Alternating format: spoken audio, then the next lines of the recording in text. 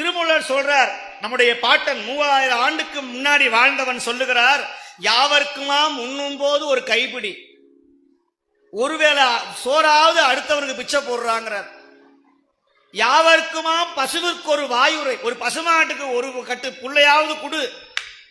நீ அந்த பரிகாரம் இந்த பரிகாரம் எல்லாம் பண்ணாத. 7 சனி, பொங்கு சனி, மாரக சனி, கும்பக சனி, அஷ்டம சனி, செவ்வாய் தோஷம், கலத்திர தோஷம், காலபைரவருக்கு போய் பூசணிக்கார விளக்கு,